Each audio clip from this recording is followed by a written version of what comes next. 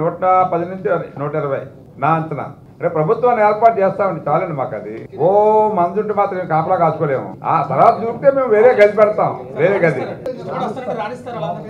Sir చెప్పాం కదా, వేరే గది పెట్టి తాళం వేస్తాం వాళ్ళకి. మా దాంట్లో కలిసి మళ్ళీ ఏర్పాటు చేస్తారు. అది నాకు తెలిసి నాకు డౌట్ ఉన్నది ఏంటంటే, ఒకటి నార్త్ అని నాకు డౌట్ ఉన్నది. నేను మామూలు జనరల్ గా నేను చెప్పింది మరి ఆబ్జెక్ట్ కాదు అనుకున్నా. ఓకే, రెండు పోతాయి అనుకుంటున్నా అండి, 2 లేక 3, అదే కదా చెప్పేది. అందుకని నేను ఏమన్నా అంటే, ప్రజలు ఏదో అనుకుంటున్నా 9 మేము ఇచ్చేసాం పథకాలు, వీళ్ళందరూ హ్యాపీగా ఉన్నారంటే, చంద్రబాబు నాయుడు గారు ఎలక్షన్ 3 రోజులు ముందు అనగానే పసుపు కుంకం కింద 15,000 20,000 వాళ్ళ అకౌంట్లు వేశారు ఆడవాళ్ళు. వీడు ఇచ్చిన అమౌంట్ ఎంత? ఆ రోజు 1,500 ఇచ్చాడు, 1000 అనుకుందాం. డెలిబరేట్గా ఇది తెలియని విషయం కాదు కాబట్టి. అప్పుడు ఏమైంది? ఏది ఎక్కించినట్లెక్క ఆ రోజు 2019లో. కానీ జగన్ ఇంకా ఎక్కువ ఇస్తాడు, రేపు రాష్ట్రంలో పరిపాలన చేస్తే డబ్బు అక్కర్లేదు అతనికి, డబ్బు బోర్డు సంపాదించాడు, చదువుకునే వాళ్ళు కూడా అదే ఊహించారు. పరిపాలన చేస్తాడు, రాష్ట్రాన్ని బాగు చేస్తాడు. బాగు చేశాడా? నాశనం చేశాడు. అప్పులు చేసి డబ్బు ఇవ్వడం గొప్ప ఏంటండి? ఈవేళ ఉన్న రిసోర్సెస్ని పాడు చేశాడు. అక్కడ ఈవేళ సుమారు 10,000, 12,000, 15,000 కోట్ల దాకా మధ్యలో ఉండిపోయి మామూలు బిల్డింగ్స్, రోడ్స్ ఇవన్నీ కట్టేసి అవి కంప్లీట్ చేసినా ప్రజలకు పోనీ చెప్పచ్చు కదా, దేనికి దాన్ని వాడుకోవచ్చు కదా.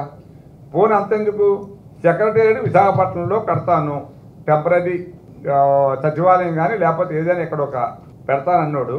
2 సంవత్సరాల్లో కేసీఆర్ బ్రహ్మాండమైన సచివాలయం కట్టినప్పుడు హైదరాబాద్లో, నువ్వు ఈ 5 సంవత్సరాల్లో కాదు 2 సంవత్సరాల్లో ఒక బ్రహ్మాండమైన కాంప్లెక్స్ కట్టొచ్చు కదా సచివాలయం. అప్పుడు రుచికొండ కట్టాడు, గెస్ట్ హౌస్ కట్టాడు. మరి ఆ గెస్ట్ హౌస్ని సచివాలయం కింద వాడదాం అనుకున్నారు, కానీ కోర్టు మొట్టికాయ వేయడం వల్ల రాలేకపోయాడు. కనీసం ఆ ప్రిమిస్ ఓపెనింగ్ రాలేకపోయాడు ముఖ్యమంత్రి దాంట్లోకి. అంటే ఎంత భయపడ్డాడో చూడండి. దాని అర్థం ఏంటంటే, ఈవేళ అనుకున్నది ఒకటి, ఆయన చేసింది ఒకటి. ప్రజలకు ఇచ్చిన హామీలు 90% చేశానంటున్నాడు, కానీ మద్యపాన నిషేధం అమలు చేశాడా? పోనీ విదేశీ విద్య బీమా ఎవరికి పూర్తిగా ఇవ్వలే. పోనీ నువ్వు పెన్షన్ 100% ఇస్తానని చెప్పావు. నువ్వు నెలకు 250 రూపాయలు, లేకపోతే 6 నెలలకు సంవత్సరానికి 250 రూపాయలు ఇచ్చేవాటి ఎవడు సాటిస్ఫాక్షన్లో లేడు. ఈవేళ చంద్రబాబు చెప్పిన పథకాలన్నీ కూడా ప్రజలకి ఈజీగా ఎక్కాయి. ఇప్పుడు 4,000 ఇస్తామన్నారు ఆయన, రేపు జూలైలోనే మొత్తం పాత బ్యాలెన్స్ ఇవన్నీ కలిపి 7,000 ఒకేసారి అకౌంట్లో వేస్తా అన్నారు. అంటే ప్రజలు ఇవన్నీ నమ్మారు, ఆడవాళ్ళు ముఖ్యంగా నమ్మారు. ముఖ్యంగా ఉచిత ప్రయాణం, దాన్ని డెఫినెట్గా అట్రాక్ట్ అయ్యారు. దానివల్లనే ప్రభుత్వాన్ని తీసుకురావాలనే ఉద్దేశంతో ఆడవాళ్ళు ఎక్కువగా పోగై ఓటింగ్ వచ్చారనేది నా అభిప్రాయం. Thank you. 7% ఎంతో చూసారా మొత్తం రాష్ట్రంలో? ఎప్పుడూ కూడా మహిళలు ఓటు ఎక్కువగానే వేస్తారు. లాస్ట్ టైం కూడా అలా వేశారు. లాస్ట్ టైం కూడా మనకు చాలా 10 గంటల వరకు ఓటింగ్ అయితే, అప్పుడున్న ట్రెండ్ వల్ల జగన్కి అడ్వాంటేజ్ అయింది.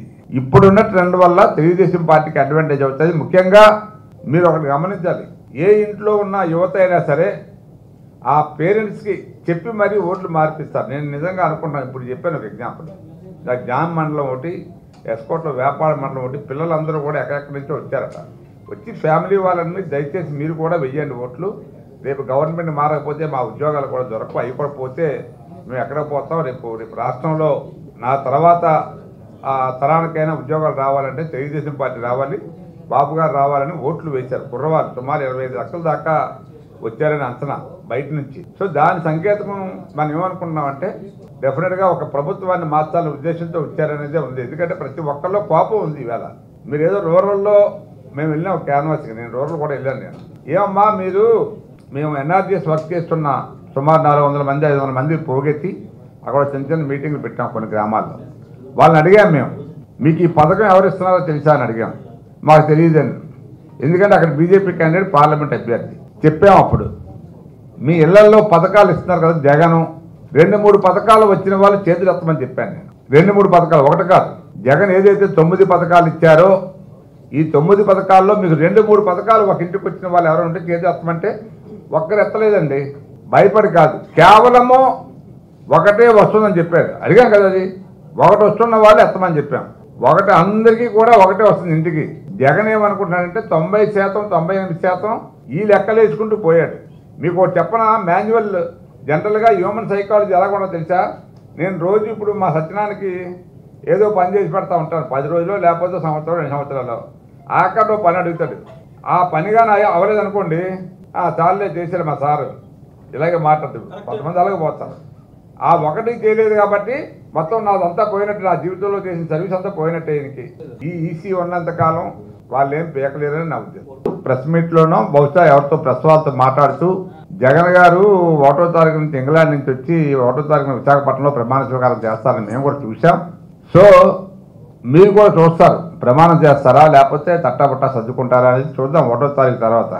డెఫినెట్గా ఏది జరుగుతుందో మనం అందరం బ్రతుకుంటే డెఫినెట్గా చూస్తాం కదా. ఇందులో మరి ఏమైనా మరి ఈ 20 రోజుల్లో ఏమైనా మేనేజ్ చేస్తాడేమో, బాక్సులు కానీ ఏమైనా తీసుకెళ్ళిపోతాడో తగలబెడతాడో మరి చూడాలి. తగలబెడితే మళ్ళీ ఎలక్షన్ అవుతుంది. అందుకనే అంటున్నాను నేను.